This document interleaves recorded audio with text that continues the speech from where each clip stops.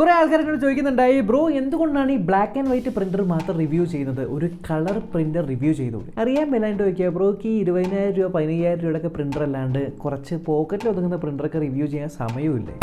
Taking in to consideration നിങ്ങൾ പറഞ്ഞ കാര്യങ്ങളെല്ലാം കൂടി കൂട്ടി യോജിപ്പിച്ച് പ്രിന്റ് ചെയ്യാൻ പറ്റുന്ന, സ്കാൻ ചെയ്യാൻ പറ്റുന്ന, കോപ്പി ചെയ്യാൻ പറ്റുന്ന കളർ പ്രിന്റർ അഫോർഡബിൾ പ്രൈസിൽ, ക്വാളിറ്റിയിൽ കോംപ്രമൈസ് ഇല്ലാത്ത ഒരു സാധനം ഫൈനലി കണ്ടുപിടിച്ച് വെച്ചിട്ടുണ്ട്. ഇന്നത്തെ വീഡിയോയിൽ അതുണ്ട്. ഇതായിരിക്കുന്നു ബ്രദർ എന്ന് പറഞ്ഞ ബ്രാൻഡിന്റെ DCP T226 പ്രിന്റർ. ഈ കാണുന്ന കുഞ്ഞു കുട്ടൻ പ്രിന്ററിന്റെ കൂടെ നിങ്ങൾക്ക് ഒരു USB കേബിൾ കിട്ടുന്നുണ്ട്, ഒരു പവർ കോഡ് കിട്ടുന്നുണ്ട്, ആൻഡ് ഇത്തരത്തിലുള്ള കുറച്ച് മഷി കുപ്പികളും ലഭിക്കുന്നുണ്ട്. ഐ നോ ഇത് empty ആണ്, കാരണം ഞാൻ ഇത് ഉപയോഗിച്ചുകൊണ്ടിരിക്കുകയായിരുന്നു. ടെസ്റ്റ് ചെയ്യാണ്, നമുക്ക് റിവ്യൂ എന്ന പരിപാടി നടക്കില്ല. സോ മഞ്ഞയുണ്ട്, മജന്തയുണ്ട്, സിയാൻ ഉണ്ട്. ഇത് മൂന്നും ഏകദേശം 50 ml ഉണ്ട്. പിന്നെ കറുപ്പ് കുറച്ച് വലുത്, അത് ഏകദേശം ഒരു 100 ml ഉണ്ട്.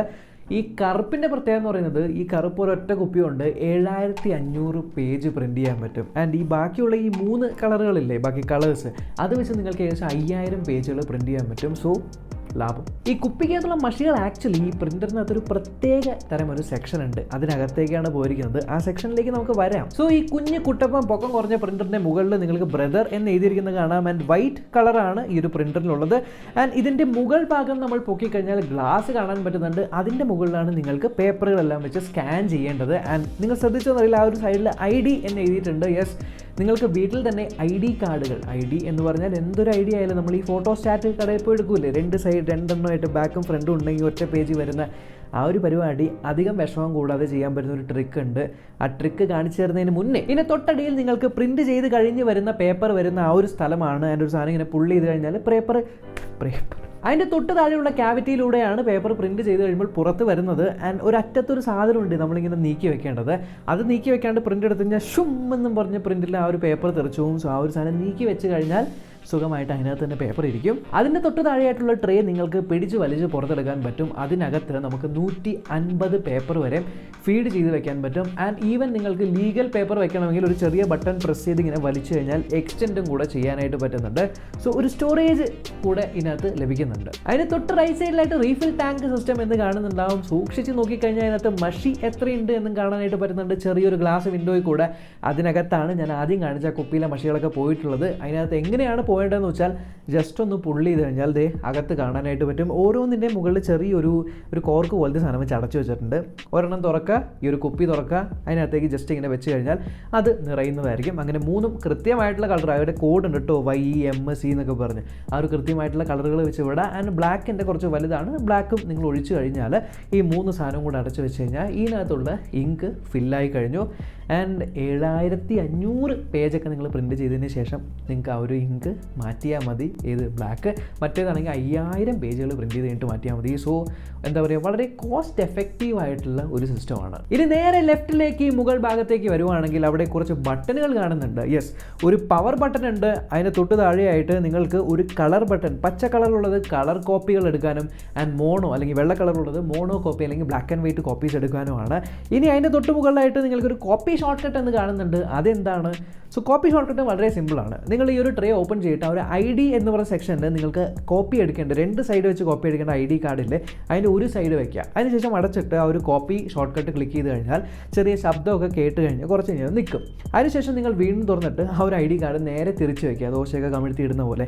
എന്നിട്ട് വീണ്ടും ആ ഒരു കോപ്പി ഷോർട്ട് കട്ട് ക്ലിക്ക് ചെയ്ത് കഴിഞ്ഞാൽ വീണ്ടും ഇതേപോലെ ശബ്ദം കേട്ടതിന് ശേഷം ഷൂ എന്ന് പറഞ്ഞ പേപ്പർ പുറത്ത് വരുമ്പോൾ നിങ്ങൾക്ക് ആ ഒരു ID കാർഡിൻ്റെ 2 സൈഡുകളും പേപ്പറിൻ്റെ ഒറ്റ സൈഡിൽ തന്നെ ഫോട്ടോസ്റ്റാറ്റ് കടകളിൽ പ്രിന്റ് ചെയ്ത് വരുന്നത് പോലെ വീട്ടിൽ തന്നെ ചെയ്യാനായിട്ട് പറ്റും. പിന്നെ അതിന് തൊട്ട് മുകളിൽ കുറച്ച് LED-കളൊക്കെ ഉണ്ട്. ഓരോന്നും ഓരോ കാര്യങ്ങളൊക്കെ ഇൻഡിക്കേറ്റ് ചെയ്യുന്നതാണ് വിശദമായിട്ടുള്ളത്. തൊട്ട് മുകളിൽ ഒരു QR കോഡ് ഉണ്ട്. അത് സ്കാൻ ചെയ്ത് കഴിഞ്ഞാൽ നിങ്ങൾക്ക് അത് എന്താണ്, ഓരോ ലൈറ്റ് ബ്ലിങ്കിങ്ങിൻ്റെ സ്റ്റാറ്റസ് എന്താണ് മീൻ ചെയ്യുന്നത് എന്നൊക്കെ പഠിക്കാനായിട്ട് പറ്റും.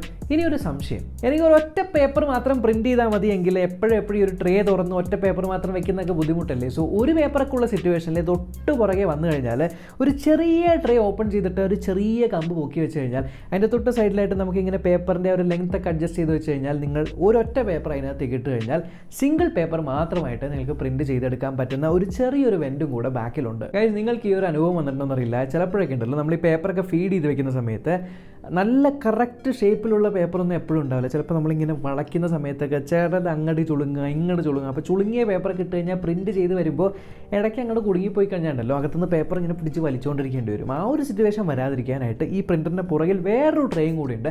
അത് തുറന്നു കഴിഞ്ഞാൽ നിങ്ങൾക്ക് ബാക്കിൽ നിന്ന് തന്നെ ഒരു പേപ്പർ എങ്ങാനും കുടുങ്ങി പോവുകയാണെങ്കിൽ എടുത്ത് കളയാനായിട്ട് പറ്റും. സോ കൺവീനിയൻസ് വൈസ് അത് വളരെ ഹാൻഡി ഫീച്ചറാണ്. കുറേ അധികം പ്രിൻറ്റുകൾ എടുത്തിട്ടുള്ളവർക്കാണെങ്കിൽ ഡെഫിനറ്റ്ലി റിലേറ്റ് ചെയ്യാൻ പറ്റും. സോ ഇതിനകത്ത് കളർ പ്രിൻറ്റും ബ്ലാക്ക് ആൻഡ് വൈറ്റ് പ്രിൻറ്റും എടുക്കാൻ പറ്റും എന്ന് മാത്രമല്ല, നിങ്ങൾക്ക് ഇത് കമ്പ്യൂട്ടറുമായിട്ട് കണക്ട് ചെയ്ത് ഇവരുടെ ഒരു സോഫ്റ്റ്വെയർ ഇൻസ്റ്റാൾ ചെയ്ത് കഴിഞ്ഞാൽ ഇതിനകത്ത് സ്കാനും ചെയ്യാനായിട്ട് പറ്റും. കളറിൽ തന്നെ നിങ്ങൾക്ക് സ്കാൻ ചെയ്തെടുക്കാൻ പറ്റും.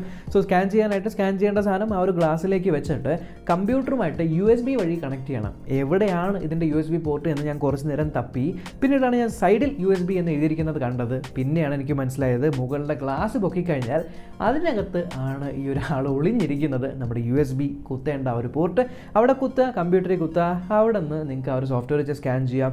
അല്ലാതെ കമ്പ്യൂട്ടറിൽ നിന്ന് എന്തെങ്കിലും പ്രിൻറ്റ് കൊടുക്കണമെങ്കിൽ അവിടെ നിന്നും ഇങ്ങടേക്ക് പ്രിൻറ്റ് കൊടുത്തു കഴിഞ്ഞാൽ ചടപടയെന്ന് പ്രിൻറ്റ് വരുന്നതാണ്. പ്രിൻറ്റ് വരുന്നതൊക്കെ അവിടെ നിൽക്കട്ടെ. ഇതിൻ്റെ പവർ കേബിൾ എവിടെ കുത്തുമെന്ന് ചോദിച്ചാൽ ആ USB എന്ന് എഴുതിയിരിക്കുന്നതിൻ്റെ തൊട്ട് താഴെ നിങ്ങൾ നോക്കിക്കഴിഞ്ഞാൽ അവിടെയാണ് നമ്മുടെ പവർ കേബിൾ കുത്തേണ്ടത്. ബോക്സിനകത്ത് വരുന്ന ആ ഒരു പവർ കേബിൾ ജസ്റ്റ് ഇതിലേക്ക് കുത്തുക, എന്നിട്ട് പ്ലഗിൽ കുത്തുക. പക്ഷേ ഇനിഷ്യലി ഒരു രസകരമായിട്ടുള്ള സംഭവം ഉണ്ട്. സോ ഞാൻ ഏറ്റവും ആദ്യം പവർ ഓൺ ചെയ്യുന്നതിന് മുന്നേ ഇങ്ക് ഫില്ല് ചെയ്ത് ഞാൻ നോക്കിയപ്പോൾ ആ ഇങ്കിൻ്റെ അവിടെ ഒരു ഓറഞ്ച് ലൈറ്റ് ഇങ്ങനെ മിന്നിക്കൊണ്ടേയിരിക്കുന്നുണ്ട്. എന്താണ് എന്നെനിക്ക് മനസ്സിലായില്ല. അപ്പോഴാണ് കാര്യം പിടികിട്ടിയത്. ഇങ്ക് ആദ്യമായിട്ട് നിങ്ങൾ ഫില്ല് ചെയ്തിട്ട് ആ ഒരു കളർ എന്ന് പറഞ്ഞ ബട്ടൺ പ്രസ് ആൻഡ് ഹോൾഡ് ചെയ്യണം. അങ്ങനെ ഹോൾഡ് ചെയ്യുന്ന സമയത്ത് ഇതെന്തോ കുറച്ച് കാലിബ്രേഷൻ കാര്യങ്ങളൊക്കെ അകത്ത് നടത്തിയിട്ട് ഒരൊറ്റ പേപ്പർ മാത്രം പ്രിൻ്റായി പുറത്ത് വരും. അതിനകത്ത് ഇങ്ങനെ എല്ലാ കളറിലും പ്രിൻ്റായിട്ട് അത് സ്മഡ്ജ് ആവുന്നുണ്ടോ കൃത്യമാണ് എന്നുള്ളതൊക്കെ ചെക്ക് ചെയ്യാനായിട്ട് പറയും. ആ ഒരു സാധനമാണ് ഇനിഷ്യലി പ്രിൻ്ററിനകത്ത് നിന്നും വരുന്നത്. അതിനുശേഷമാണ് നിങ്ങൾക്ക് നോർമലി പ്രിൻ്റ് എടുക്കാൻ പറ്റുന്നത്. സോ ഫസ്റ്റ് സ്റ്റെപ്പ് ഒരു കാലിബ്രേഷൻ ആണ്. അതൊക്കെ സംബന്ധിച്ചു. ഇതിൻ്റെ പ്രിൻ്റ് ക്വാളിറ്റി എങ്ങനെയുണ്ടെന്ന് വെച്ചാൽ പ്രിൻ്റുകൾ ഞാൻ ഇഷ്ടം പോലെ എഴുതി നോക്കി. കാരണം ഇതിപ്പോൾ ഇവിടെ വന്നിട്ട് കുറച്ചധികം നാളായി യൂസ് ചെയ്ത് കഴിഞ്ഞിട്ടാണ് ഞാനിപ്പോൾ റിവ്യൂ ഇടുന്നത്. ആൻഡ് പ്രിൻ്റുകൾ കൊള്ളാം. അത്യാവശ്യം നല്ല ക്ലാരിറ്റിയിൽ, നല്ല ഷാർപ്നെസ്സിൽ, നല്ല റെസല്യൂഷനിൽ പ്രിൻ്റ് ആവുന്നുണ്ട്. കളർ പ്രിൻറ്റ്സ് ആയിക്കോട്ടെ. ഇടയ്ക്കിടയ്ക്ക് ഫോട്ടോ സ്റ്റാറ്റുകൾ എടുക്കേണ്ടി വരാറുണ്ട്. ചിലപ്പോൾ ചില ഫോംസ് ഒക്കെ പ്രിൻറ്റ് ചെയ്യാൻ വേണ്ടി വരാറുണ്ട്.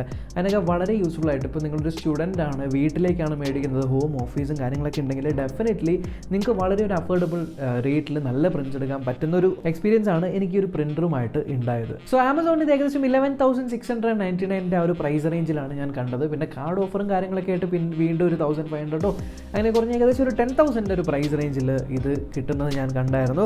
ആൻഡ് ഇതൊരു ബ്രദർ എന്ന് പറഞ്ഞാൽ ആക്ച്വലി ഒരു ജപ്പാൻ പ്രൊഡക്റ്റാണ്, ഡിസൈൻഡ് ഇൻ ജപ്പാൻ പ്രൊഡക്റ്റാണ്. ആൻഡ് കമൻറ്റ് സെക്ഷനിൽ ചിലപ്പോൾ നിങ്ങൾക്ക് കാണാൻ പറ്റും ഈ ഒരു ബ്രദർ കമ്പനിയുടെ പ്രിൻ്ററുകൾ ഉപയോഗിക്കുന്ന കുറേ പേര് നല്ല ഫീഡ്ബാക്ക്സ് ഇതിന് മുന്നത്തെ ഞാൻ ബ്രദറിൻ്റെ ഒരു പ്രിൻ്റർ റിവ്യൂ ചെയ്തപ്പോൾ കണ്ടായിരുന്നു. സോ റിലയബിൾ ആയിട്ടുള്ളൊരു കമ്പനിയും കൂടെയാണ്. അതുകൊണ്ട് തന്നെയാണ് എനിക്ക് നിങ്ങളായിട്ട് പരിചയപ്പെടണമെന്നും തോന്നിയത്. സോ ഓവറോൾ ഒരു പ്രിൻ്റർ നോക്കുവാണെങ്കിൽ ഇത് ഡെഫിനറ്റ്ലി സജസ്റ്റ് ചെയ്യാൻ പറ്റും. So brother